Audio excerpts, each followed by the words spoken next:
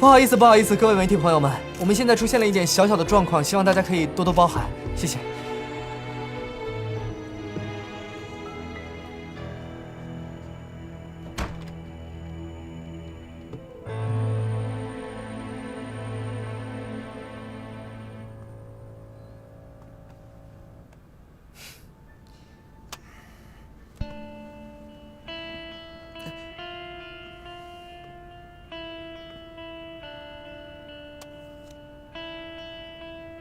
记者哥哥，你相机里的卡可不可以给我？怎么可能？我拍的独家照片怎么可能给你啊？就算你跟李诗雅传过绯闻，但这个事情你不应该管吧？真的不给我吗？再不给，我可能要生气了。记者的话，素材就是生命，我是绝对不可能给你的。你等着出报道吧。李诗雅都这个样子了，这样维护她不是断送自己的路吗？我会不会断送自己的路，我不知道。但哥哥要是今天不把照片给我，哥哥的路可能就在今天断了。你这样我是可以告你的。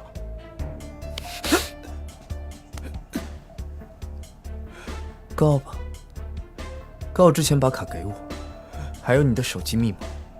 你应该不想再晕一次吧？再晕一次，可能就没有办法这么舒服地躺在这里。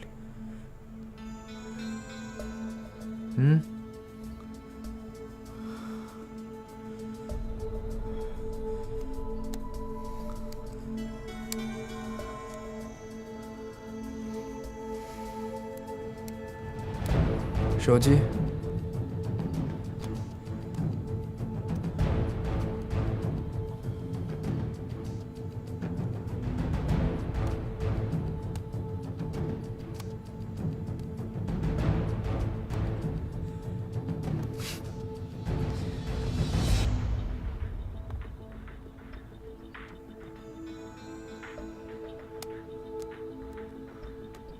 差点忘了这个，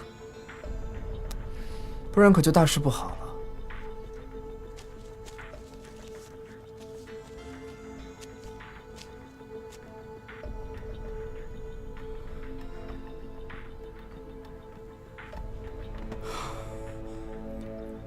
就是有点擦伤，其余没问题。不过这高跟鞋是怎么回事？最近给模特都穿这种鞋子吗？谢谢医生。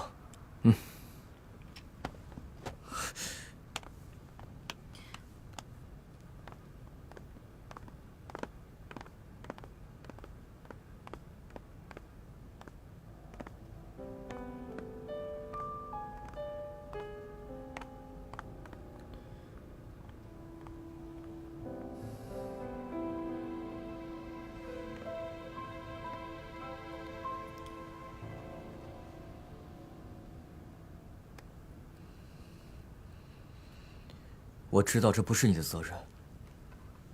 有什么事情，我们可以一起解决，一起承担。只要你告诉我。你走吧，别再出现在我面前了。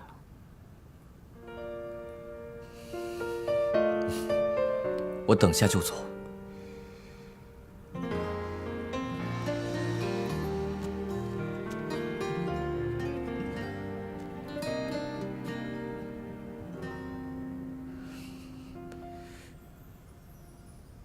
你都瘦了。我说过了，不要再出现在我面前。你不要再让我动摇了，我求求你。我说过，我是不可能接受的。在两个人相爱的情况下分手，你肯定有什么没有告诉我的理由。我不爱你了。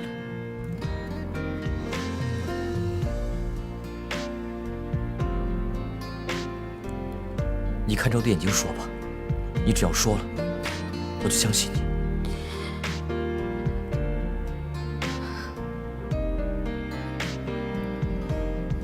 我不爱你了。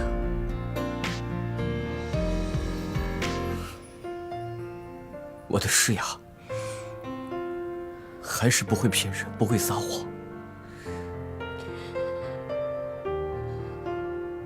我知道了。你知道什么？你知道跟我在一起有多危险吗？你知道会发生什么吗？那你说呀，那你告诉我呀。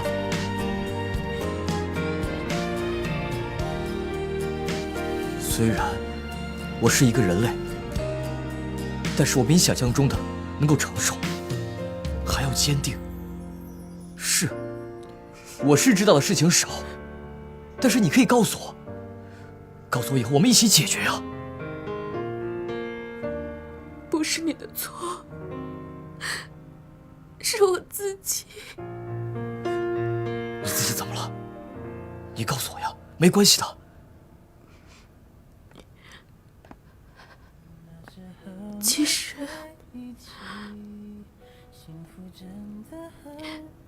其实我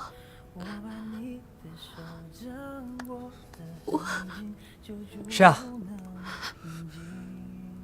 没事了。照片我已经拿到了，媒体那边也打点好了。虽然还是会有消息被传出去，但是情况并不糟糕，所以你放心吧。谢谢。我们回去吧。你一定要坚定自己的立场，一定要。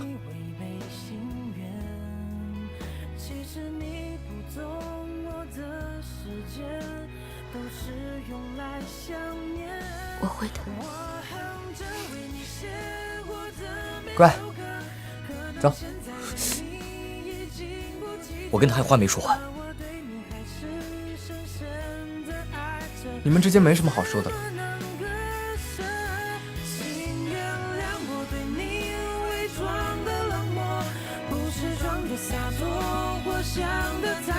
你最近老这么受伤，再这样下去，我可能要24小时的保护你了。没关系，我最近只是比较倒霉而已，很快就好了。是呀，我知道你很辛苦，但我也知道，你现在做的是对的。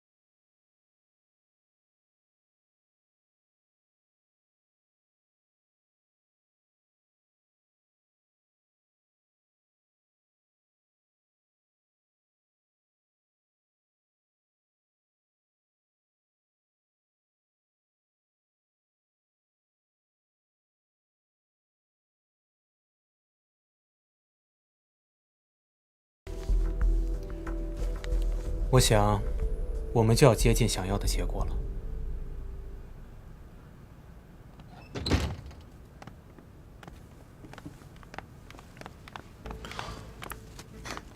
大忙人啊，这么巧，刚好在报纸上看到你的消息。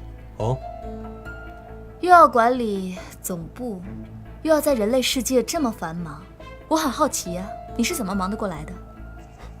我是一个有计划的人，从来不会浪费1分1秒。值得我学习。所以这个晚会不打算邀请我参加吗？我刚好那天有空啊。怎么会呢？当然欢迎了。再发一份邀请函。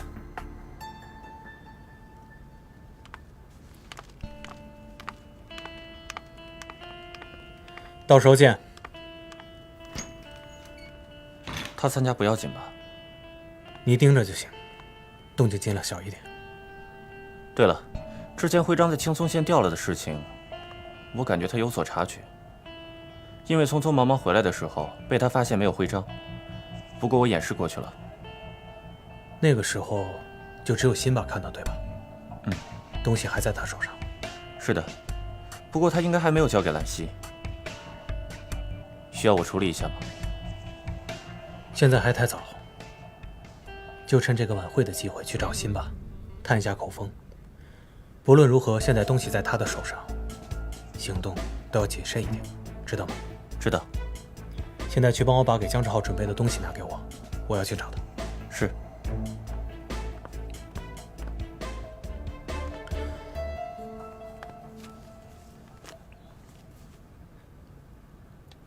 这是这次舞会的邀请函。谢谢。你知道的，我不爱在公开场合露面，社交也不太喜欢，所以不好意思啊。正是因为这个原因，所以我更要把这个送到你手上。还有另外一份是诗雅小姐的，她住在你隔壁，由你送给她会比较好。再说，这个理由应该也比你送药强吧？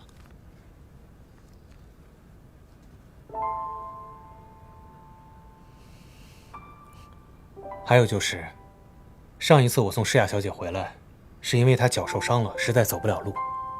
你放心，我对她没有其他的任何想法。这点我知道，谢谢你送她回来。不过我也没有什么资格说谢谢了，因为我们两个已经分手了。其实前段时间，每当你跟我提到她的时候，你都非常的开心，这点让我非常感动。可是我真的不知道你们到底为什么要分手。哦，没关系，你们也都还年轻，一定会有新的转机，也会有新的可能。只要你坚定自己的心。我会的。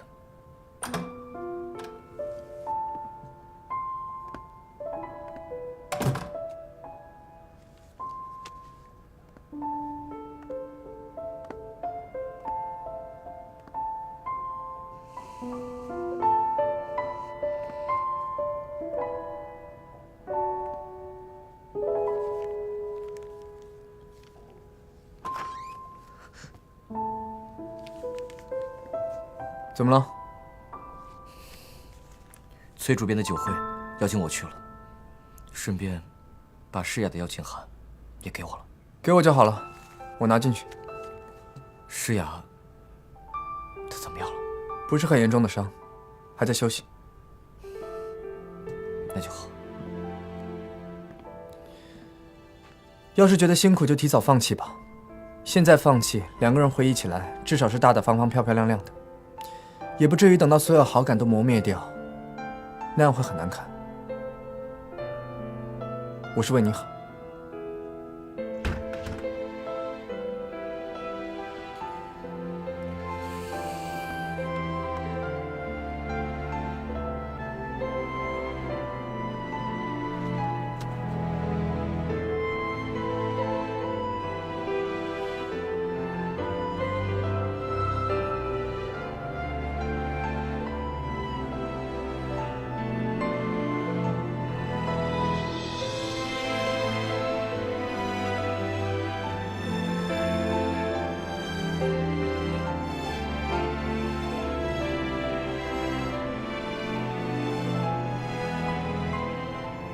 晚安，诗雅。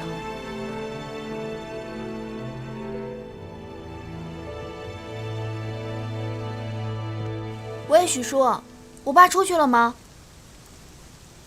行，没事，我可以自己回去的。照顾好我爸就行。好。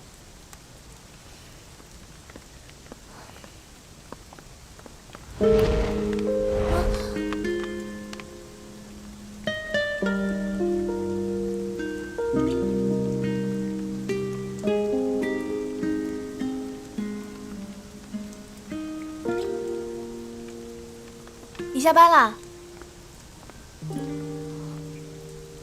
哇哦，你是要去约会吗？没人送你回去啊？司仪送我爸出去了。我本来是想等等，但是好像雨一时半会儿也停不了。怎么啦？你是要送我回去吗？君秀，你帮我送他一下吧，把他送回家再过来吧。大叔，你不一起走吗？我今天有个非常重要的约会。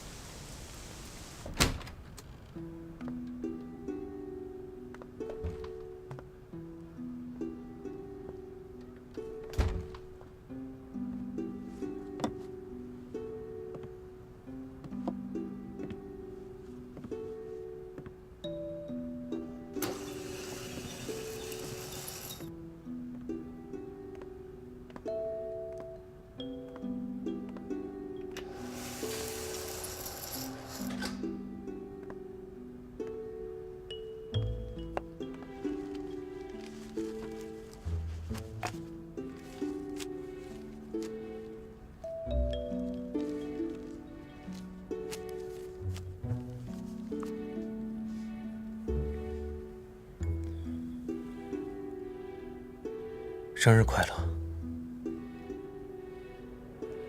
为什么每次你过生日的时候都会下雨呢？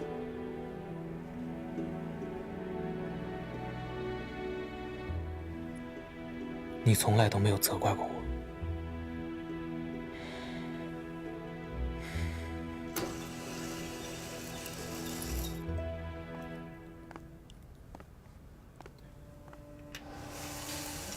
把他送回去了吗？他还跟我打听您的喜好呢。你是不是也觉得我这么做是错的？您觉得对就好。我知道自己在做什么，但我绝对不会后悔。我活着就是为了看到那一刻，为了看到把悠悠救活的那一刻。只有那样，一直折磨着我的愧疚才会消失。我已经不可能再有新的生活了，但是我想要给悠悠新的人生。你能理解我吗？我能理解。所以错的事情，我也会替您去做。但是我想，您想要救活他，更多的是因为愧疚，对吗？每一次我看到那个同名同姓的程美优，我都会更加的愧疚。那是一个完全不一样的程美优，话又多，脸皮又厚，让我忍不住去想，如果悠悠还活着的话，会过着什么样的人生呢？这不是您的错。高阶吸血鬼和普通的，在觉醒之前没有差别。只有遇到自己喜欢的人，才会失手。这不是您的错，而且都已经过了那么久了，或许您可以放下，开始新的生活。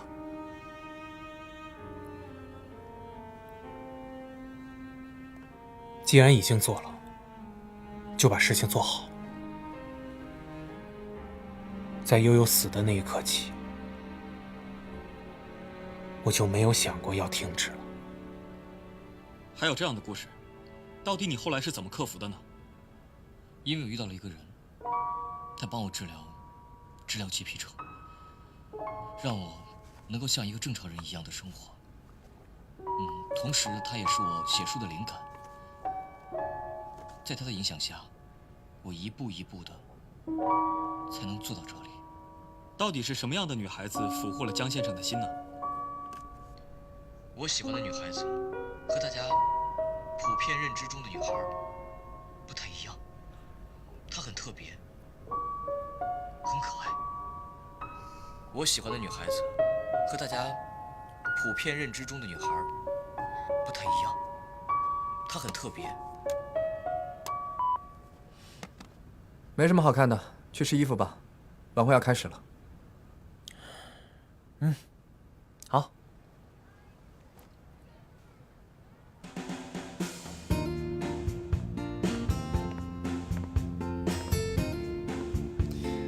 我说你也太老气，太没有偶像的感觉了吧？怎么，要去晚会当保镖啊？你也不赖，唱儿歌挺合适的。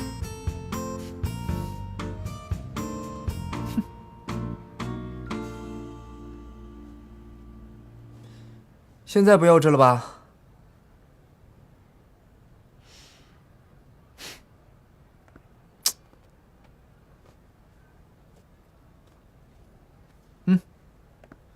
这样才像队长的样子嘛。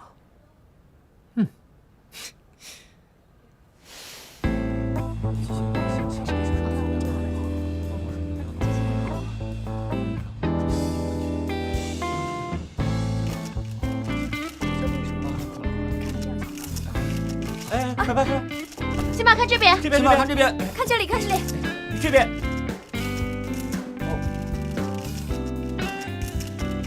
来，多拍一下，快点。来，麻烦看一下这边，看一下这边好吗？看这里。看这边。哎，我现在风评不太好，你怎么也不知道避避嫌，还跟我在一起啊？你对我来说，永远是不需要避的嫌。来，先麻看这里，看这里。麻烦再看一下这边好吗？哎，这边，这边。二位可以贴近一点。你今天很漂亮。这边，这边。你这话说的好像我有哪天不漂亮似的。我认识你的每一天，你都很漂亮。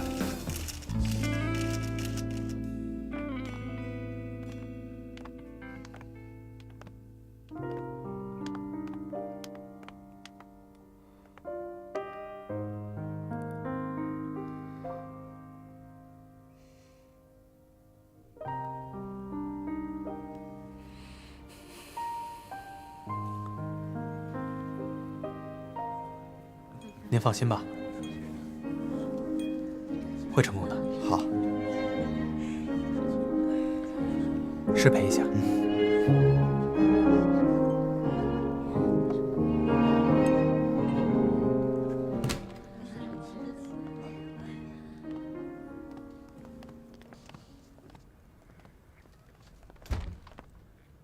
李诗雅跟江志浩已经到了，也该有个答案了。嗨，你好呀。程小姐，您好。那你们先聊，我先走了。谁要跟他聊？俊秀，俊秀，俊秀！你不要什么事都凶俊秀嘛。我是靠我自己本事进来的，也是凭自己本事找到你的。你凭什么不让我跟你聊天啊？我不服气。你们什么时候交换的名字？这你就不用知道了吧？像我这种神秘的女人呢，永远都有你猜不到的新鲜事儿，永远都会给你带来惊喜。怎么样，是不是很有吸引力啦？没有，快走！也不知道这帮保安干什么的，什么样的人都能放进来。你这是看不起我。我跟你说，可是你邀请我爸来的。不过呢，我爸来不了了，我就来啦，因为我知道在这儿就能看见你啦。你为什么一直阴魂不散的呢？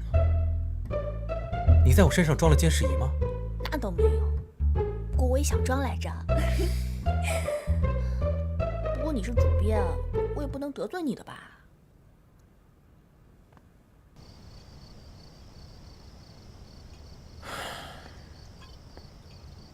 哎呀，喝点酒吧，被记者拍到了，就说是因为你喝酒喝太多了，所以眼睛才肿的。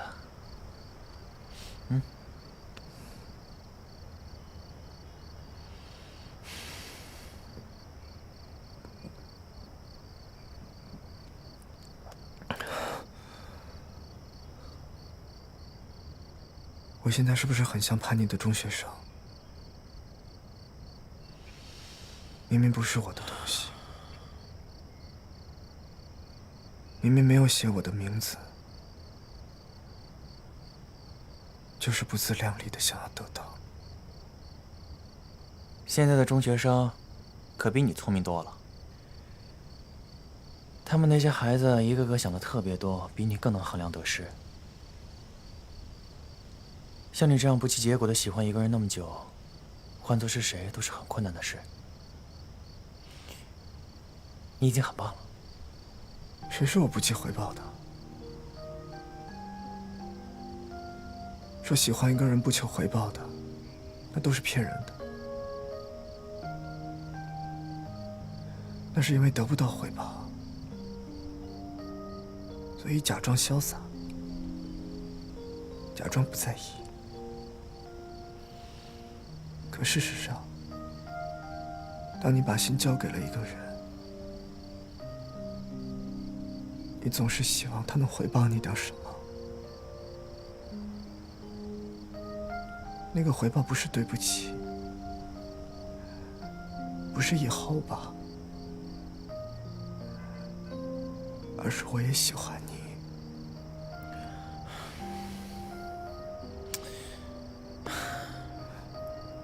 有些人喜欢一个人呢，是想要得到回报的。可是有些人喜欢一个人，就像雨滴会落入大海，一开始就知道它是一去不回的。再喝一杯吧。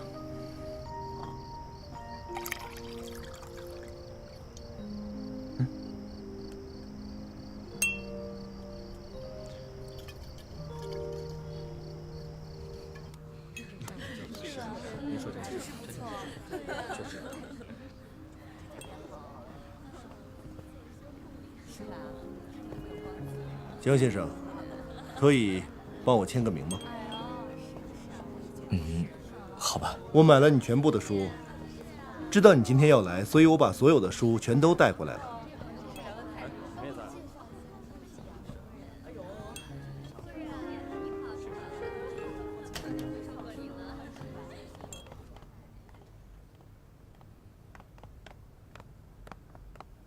书呢？书，你稍等一下，我先打个电话。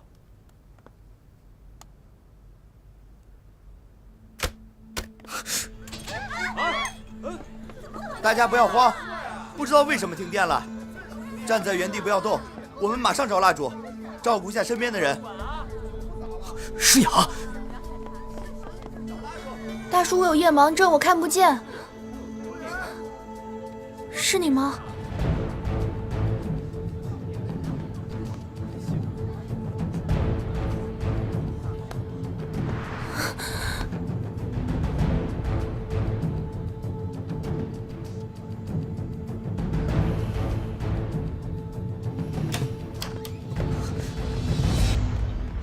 江先生，你还没有给我签名。不好意思啊，我要去找我女朋友。江志浩，你知道不知道你写了些什么东西？陈琦，这么美的一个女孩，又温柔又漂亮，而你却让她死了，还是被杀死的。你是什么居心？这只是一本小说。只是一本小说？你懂什么？对于你来说只是一本小说，对于我来说，她却是全天下最温柔的女孩，你却杀死了她，你这个凶手！这真的只是一本小说。你必须让她复活，让她活过来。这不可能，这不可能！你必须让她活过来，要不然你就死在这里。之后呢？志浩，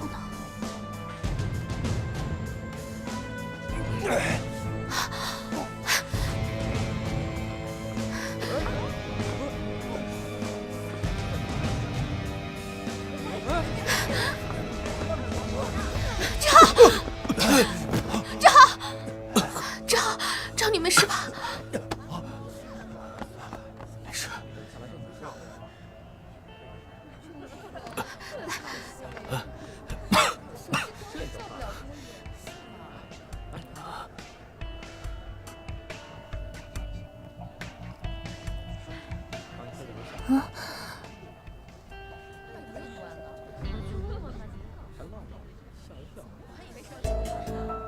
各位，实在是不好意思，我们的设备出现了一些小问题，但是现在正在抢修当中，相信很快就可以恢复。希望这场小风波不要打扰到大家的雅兴。那接下来呢，我们会为大家点上蜡烛，让大家在一个更加浪漫的气氛中，让这场酒会进行下去。希望大家玩得开心，尽兴。好。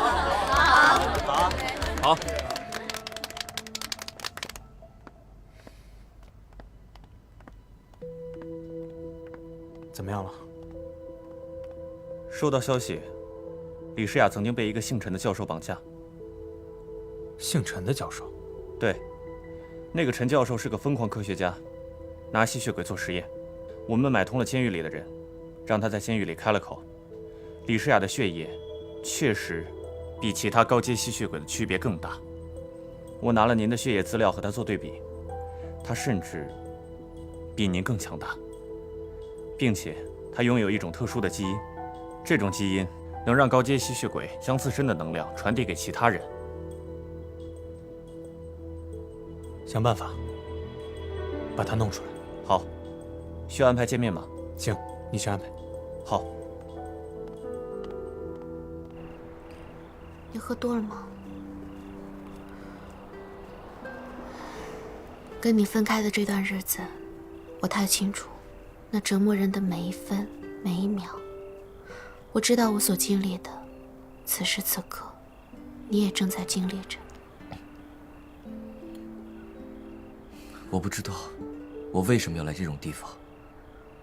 我不喜欢这种地方，不喜欢这群人。一群人说着假惺惺的话，喝着不喜欢喝的酒。可是为什么还要来这样的地方呢？我之所以一直坚持、坚定，是因为我知道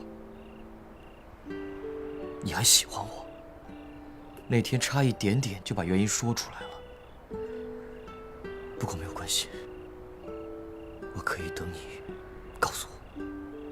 好，我告诉你，我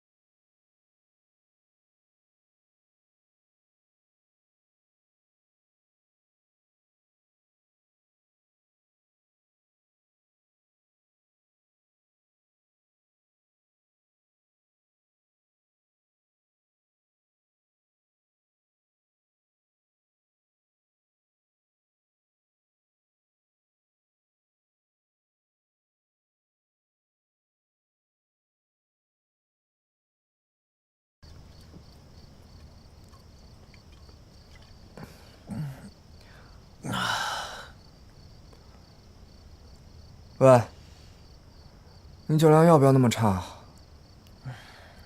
我的酒量当然不能和你比了。那你还拉着我喝？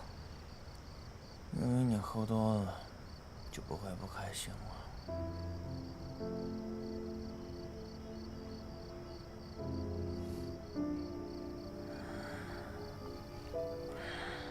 现在清醒了吗？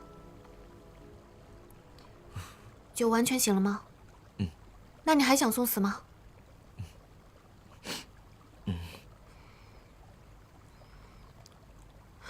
原因我已经告诉你了。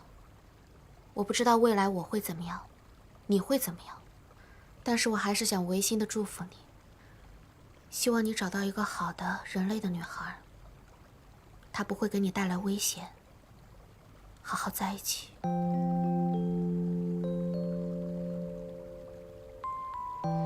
那我刚刚跟你说的话就完全没有意义了。意义，就是我知道了，施压你的心，也知道了我的心，所以，我觉得我有信心，能够去把握好那个度。请你相信我。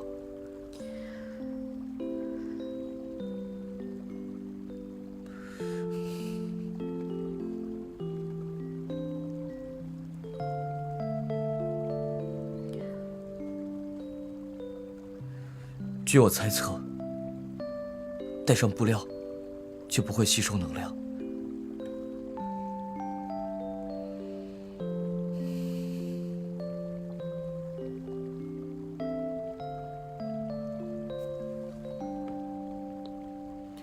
现在，我们可以牵手了吗？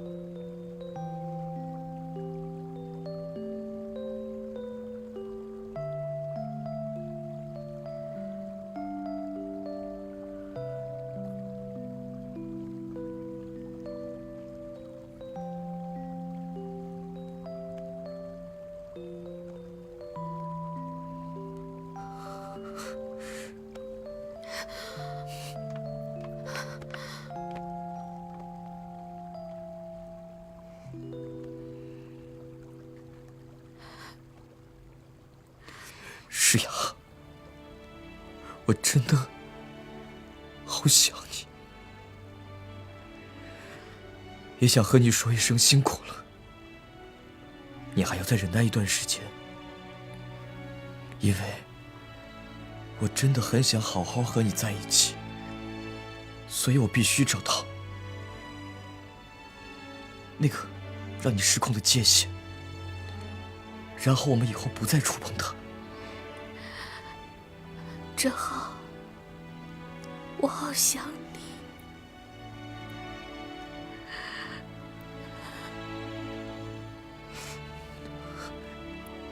我一直在问自己，我为什么要坚持？为什么要一直问你？现在，我终于明白了。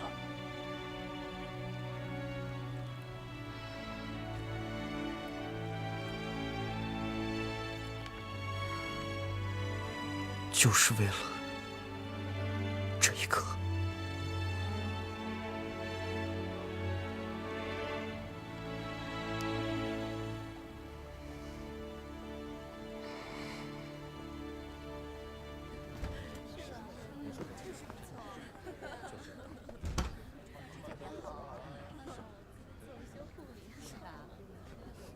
辛巴，你这是要回去啊？对，石焕稍微有点喝多了，我现在送他回去。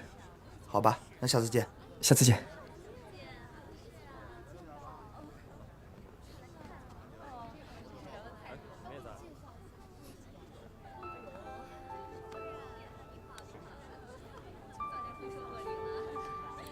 要走了？对啊，石焕他喝多了，我送他回去。你看起来很难过。你喜欢李诗雅对吧？看到她和一个人类在这样一起亲吻，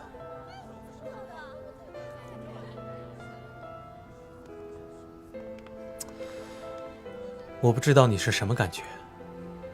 不用你来提醒我，顺便嘲笑我一遍。如果你的目的是这个，你再多说一句，我就打爆你的牙！年轻人，不要动不动就说要动手。我来呢，是给你个建议。什么建议？建议我不要像你一样，当杂志主编，否则会像你一样说话阴阳怪气的，是吗？先不要这么着急，就拒绝我。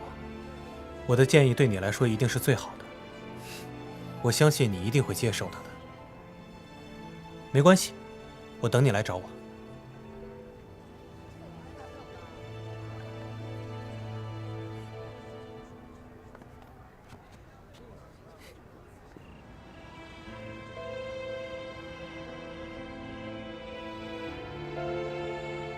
人生第一次有了喜欢的人，第一次看到生活的希望，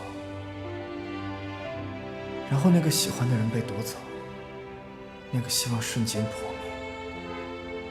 不对，我甚至不知道那个希望是突然破灭的，还是慢慢破灭的。可能它早在很久之前就不存在了，而我没有承认过。是愤怒吗？是不甘心吗？还是难过？我分不清。我唯一清楚的是，我永远的失去了室友，也失去过我曾经幻想过的属于我们的未来。我又成为了那个我，被抛弃在孤儿院，孤身一人的我。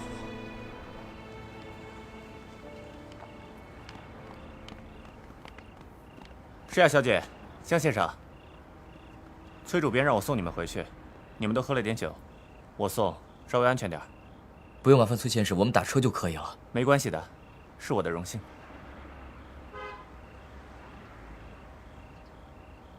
好吧，那麻烦你了。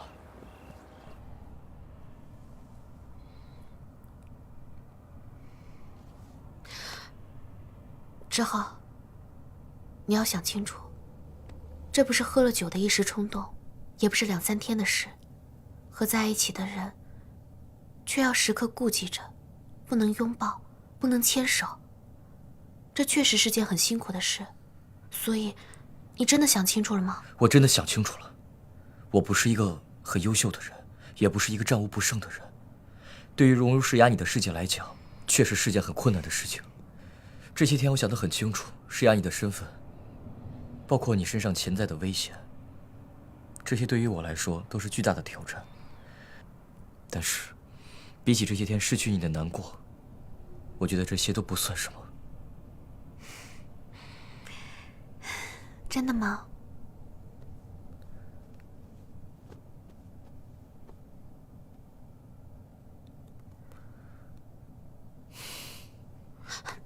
不可以，在确认一切之前，不可以冒险。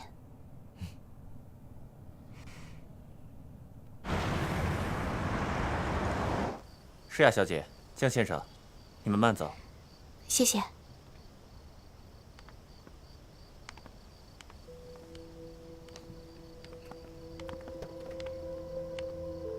走了。长官，把他们送回去了吗？送回去了。看样子李诗雅和江之浩的感情真的很好。不过您可以确定李诗雅愿意为江之浩付出生命吗？我不确定。我不知道我们成功的几率有多大，我甚至不知道那个传说是不是真的。这样做的风险确实很大。可是如果我们成功了，如果我们可以得到李诗雅心甘情愿所付出的能量，如果可以让悠悠重新再活过来，那对我来说，就是得到了全世界。就算这个世界以后与我无关，但只要有他在就好。其实，长官您先回去吧。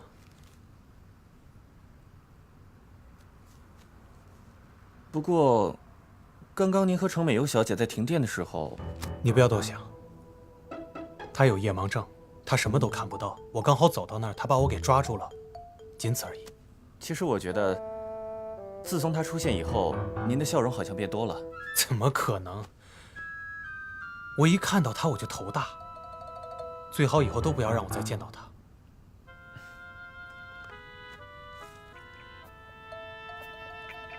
对了，那个晚会到一半的时候就没见到他了，他在来电以后就走了。其实如果您能放下过去，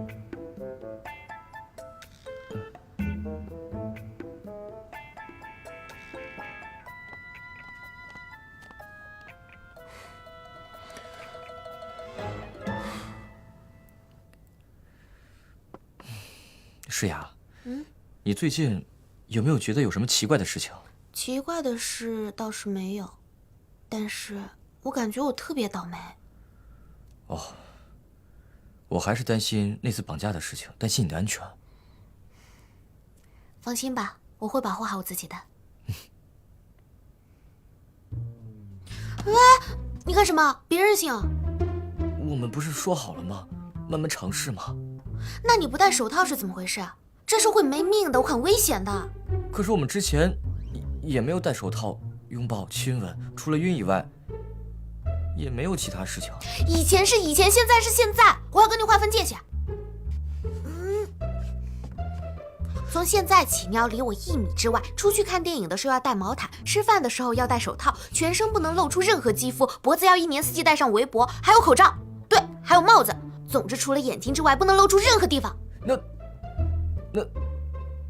那夏天怎么办？总之，现在就这样，以后的事情以后再说。啊，你干什么？我觉得我们牵手是没有事的。我想慢慢尝试那个最大的限度，看在什么情况下是安全的。不行不行，以后再说。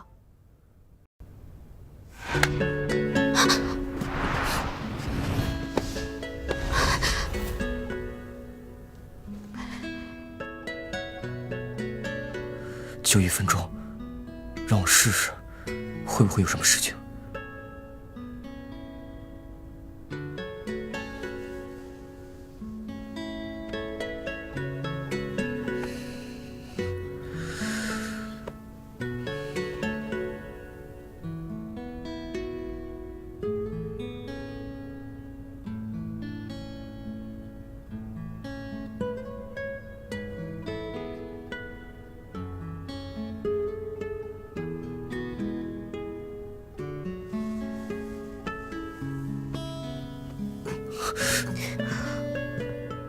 ？1分钟到了，那我先回家了。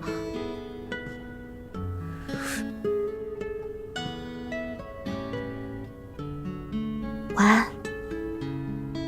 晚安。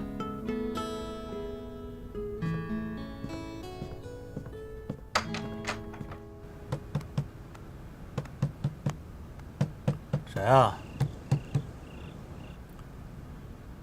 谁啊？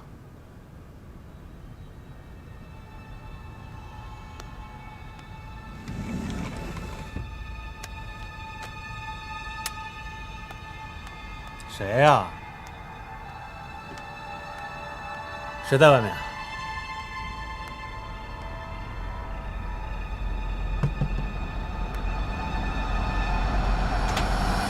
嗨，大叔。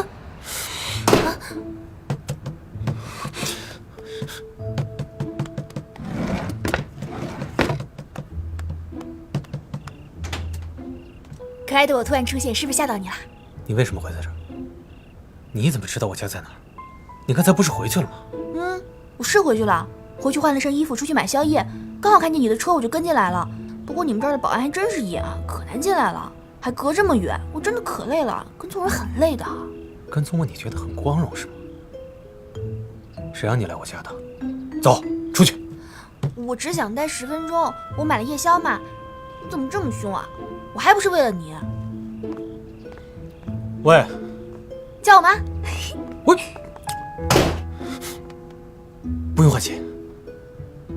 这点规矩我还是懂的。我大半夜来你家，你家这么干净，我不至于连拖鞋都不换吧？我还是很有礼貌的。礼貌这2个字你会写吗？你写出来，算你赢。我赢了，你可别哭啊！我赢了可是有很多要求的，把手抬起来。喂，喂，你干什么？算了，不写了。你真的高中毕业了吗？我不就一时忘了吗？我跟你说，你还别不信，我大学考得可好了呢。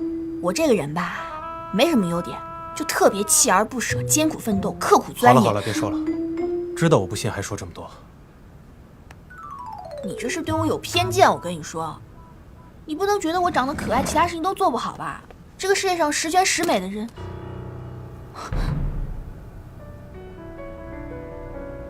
我还是不换了吧。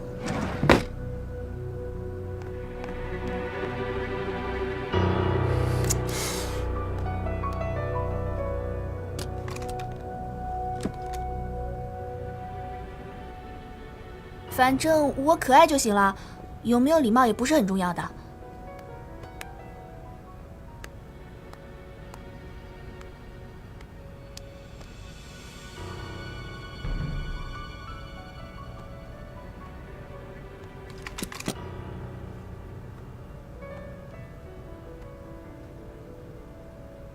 看到了，是真枪。我告诉过你，我很危险，我有很多不可告人的秘密。大人的世界，有很多你是想象不到，你也永远不会想象到。我也是大人了。那我再告诉你一次，你不要把世界想得这么美好，不要去招惹不该招惹的人，不要觉得每个人都这么友善。不要对谁都没有戒心，总是笑嘻嘻。你说了你是大人了，这些道理你早就应该懂了。还有，不要在大半夜随随便便就敲一个你不了解的人的房门，很蠢，也很危险。那你可以给我一个了解你的机会吗？我可以等到了解你之后再敲。你为什么还不明白？我说了，我很危险，而且我根本不会喜欢你这样的女孩。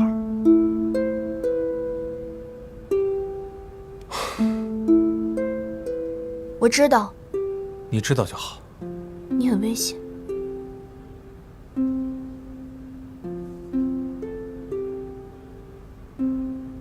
你是不是在这里安了一个定时炸弹啊？我一靠近你，它就滴滴滴的响，我觉得很危险。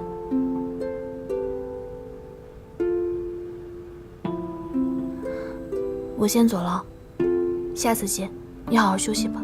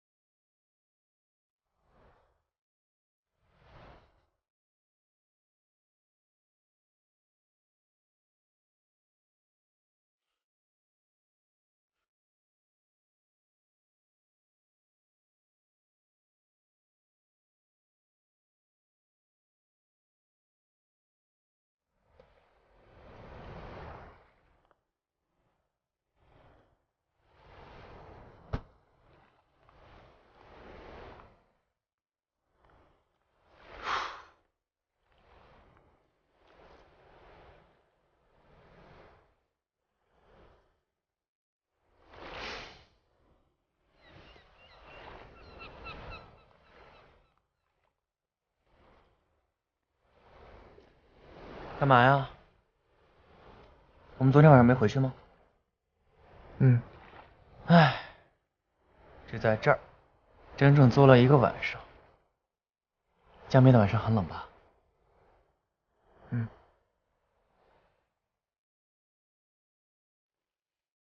这个码头我们曾经来过，你记得吗？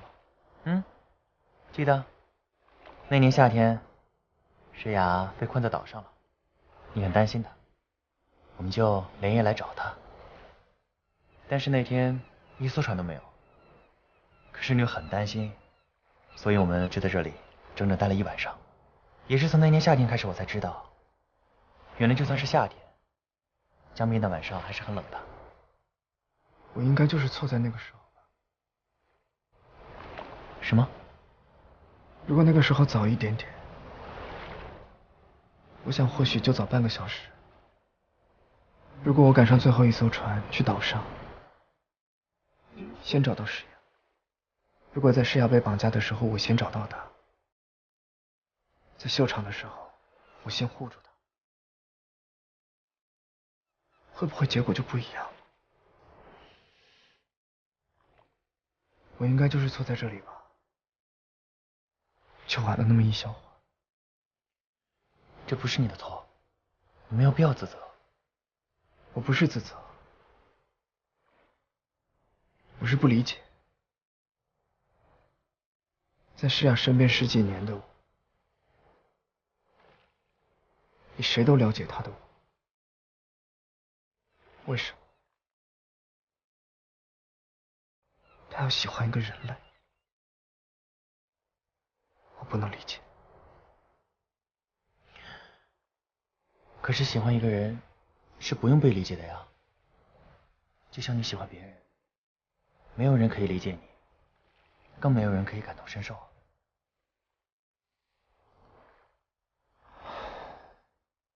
回去吧，晚上还要排练演唱会的事情。你今天怎么了？什么怎么了？就感觉你有点不对劲啊。以前别说是排练了，就算是再重要的通告，你都不会听别人的劝告，我行我素。但今天只是排练啊，我都给你做好请假的准备了。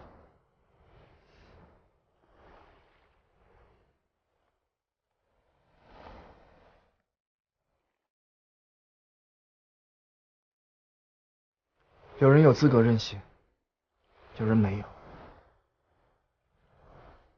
我想明白了，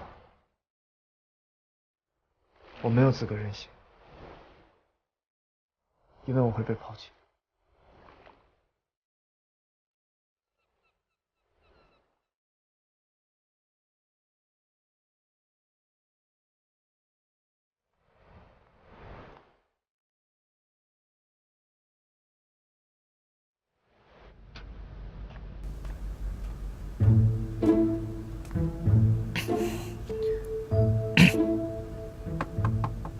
谁啊？快递。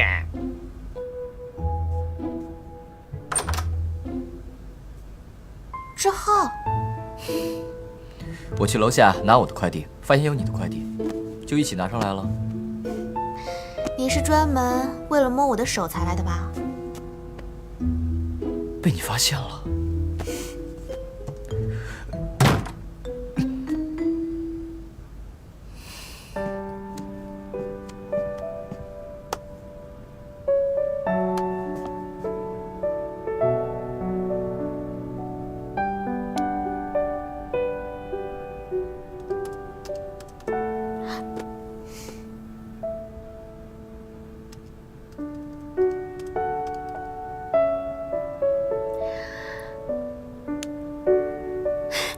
哎呀！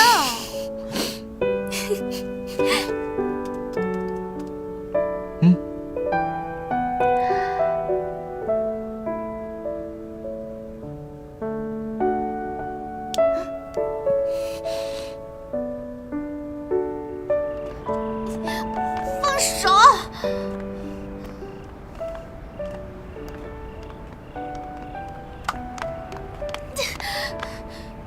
你今天把话给我说清楚，到底怎么回事啊？就是我们之前说的那样啊。什么那样啊？这样你会有危险的。一只手握你的手10秒是安全的，2只手摸你的脸蛋半分钟是安全的，1只手摸你的额头40秒是安全的。可是我不知道什么时候最危险，如果超过那个界限的话，会要了你的命的。那我们就慢慢的尝试，好吗？